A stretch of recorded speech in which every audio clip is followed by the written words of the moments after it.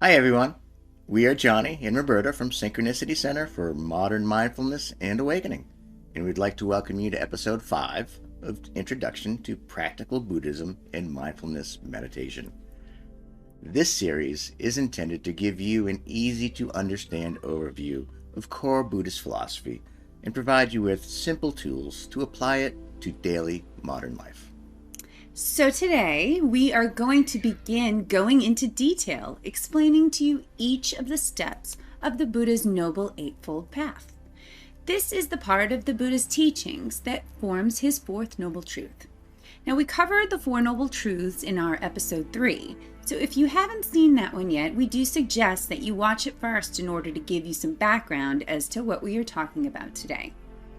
But essentially, following the steps of the Eightfold Path is a part of the actual practice of core Buddhist philosophy, and one that, with consistency and diligence, can lead you on the path to awakening or enlightenment. It is important to be noted that the steps of the path are not meant to be followed in a linear order. There really is no first and last step. Though we will present them to you in a particular order, they are actually all meant to be practiced simultaneously, as they many times relate back to or interflow with each other. One step may help with the cultivation of another step, for example. And this is why the steps are often represented in a wheel format, also known as the Dhamma chakra, with each of the steps representing a different spoke on the wheel. This is the wheel of Dhamma that is constantly turning. But we do have to start somewhere, so for today, we will begin delving into the path with what is commonly represented as the first step of right view, which is also known as wise or skillful view or understanding. Now, as a reminder, please subscribe to our channel, follow us on Facebook and Instagram, and if you are at all able to, support the work we are doing with Synchronicity Center. As we are a 501c3 nonprofit organization, please consider making a small donation through our website, synchronicitycenter.org. So let's get started. So there are often 3 areas of training that the 8 steps of the path are divided into: training in wisdom or insight, ethical conduct or morality, and mental discipline. Now, right view or understanding falls in the first of those categories under wisdom training. Essentially, right view, also known as wise or skillful view or understanding, begins with the practice of seeing the world and each situation we encounter as it really is.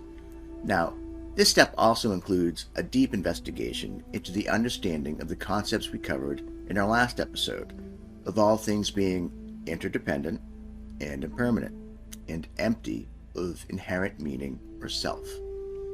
And additionally, it also includes a deep investigation and understanding of the Buddha's Four Noble Truths and the truth of suffering. Now, we will get deeper into these aspects of right understanding in a later episode, as well as some other more complex and commonly misunderstood aspects, including the understanding of how it relates to the Buddhist views of rebirth and karma, or karma. And we ask you for now to keep an open mind on those because they may not be what you think they are. But for now, on a practical level, to introduce a novice to this step and help with understanding the other steps of the path, we will begin by explaining how right view refers to how we see and relate to the world, and how it also entails having the awareness and understanding that sometimes our initial perception of what we are seeing or experiencing may not actually be what is. We will additionally talk about how we also need to be open to the understanding that others' perceptions of the very same things may be completely different from our own, yet true to that individual.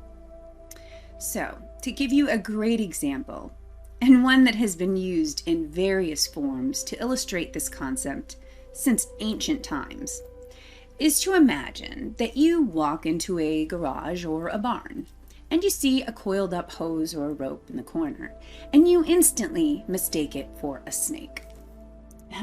Now, your initial reaction to what you were seeing may be to jump aback or slightly shriek in response. Can't say that I wouldn't do that.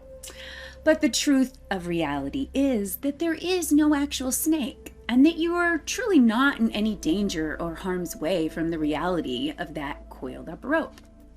Yet, it is our initial perception that makes us react as if we are in danger, and it drives our survival instincts to go into red alert, causing a mental and physical response. And the adrenaline really starts pumping. And that is because it is, for a moment, an initial truth in our perception. So essentially, the insight and wisdom comes from turning on a light in the barn or garage and seeing the reality that there really is no snake.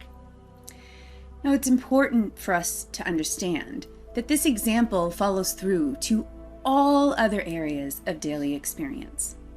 We many times encounter situations, people, places, jobs, and other scenarios where we believe initially things to be a certain way, and then later find out that our initial perceptions weren't quite right or were flat out not what we thought they were. Nah, it never happens. Never. Ideally, the practice of right view is about having an open and equanimous mind and allowing yourself to pause before immediately passing judgment and habitually reacting to any and all circumstances and situations. This allows time to formulate a more skillful response or action. Now, some other common examples of us habitually reacting to our perceived reality and the story we instantly create around what we think is going on that may have absolutely nothing to do with what is actually going on can include situations such as that guy that is speeding on the highway and just cuts you off, or the clerk in the grocery store that has a really dirty look on her face as she rings your order. Or maybe someone cutting you in a long, long line at an amusement park ride. Or even the tone of voice of your loved one. Or that they didn't say, "I love you," before they left for work. The untrained mind is so busy constantly creating stories about every situation we encounter, where we may not actually have a true understanding of what is really going on. And we many times will habitually react with anger, sadness, or anxiety, self-provoked by these stories that we create. But for example, if the story were to change, and the guy that cut you off while driving was actually rushing to the hospital with his wife in labor in the backseat of the car with her 6th baby, true story, or the clerk in the grocery store was suffering from intense back pain while she was ringing you up, causing that look on her face. Or maybe the person cutting you in the long line at the ride was just rejoining their spouse ahead of you after an emergent trip to the restroom. Or that morning your spouse had their mind on an upcoming meeting or presentation for their boss, and was distracted by that upon leaving, so didn't sound or act like their usual self. In any of these situations, the change in the story itself would likely change your emotional reaction. Now, many times, we may never know what is really going on in any of these situations, but you can have the faith in yourself to pause before you habitually react and just allow yourself to be with the situation and reality as it is, without the stories, and just accept the understanding that you don't really know what you don't know. I like that. This pause allows time for you to choose a more skillful, calm, or peaceful way to respond to reality as it unfolds. This helps alleviate much of the self-inflicted suffering that we habitually have the tendency to bring upon ourselves on a day-to-day basis. And this practice entails trying to be open to seeing what is really going on and knowing that there may be many other ways of interpreting the very same situations and things from other individuals' perspectives. Be aware and understanding that those same things are also a part of those people's perceptions, which makes those perceptions true for them. Be open to seeing, learning, and experiencing all of the things that you don't even know that you don't know yet. It is being open to this type of knowledge when confronted with it that you have the opportunity to learn and grow through experience. Just this simple understanding and practice of that skillful view could mean the end to many conflicts and disputes that occur within our world, both on a very small personal and extremely large world stage scale. This step of the path is an important one on all of our paths to ending or alleviating much of the avoidable suffering for ourselves and others. To quote our teacher Noah Rasheta in one of his recent books, he states, "The wisdom of understanding is not about acquiring more knowledge. In fact, it's the opposite. It's about trying to unlearn the concepts and ideas that prevent us from seeing reality as it is." Thank you, Noah, for that. As a relative side note, we can't emphasize enough that the Buddha taught that all of the intellectual knowledge that you gain from teachers, books, and other sources are only pointing the way.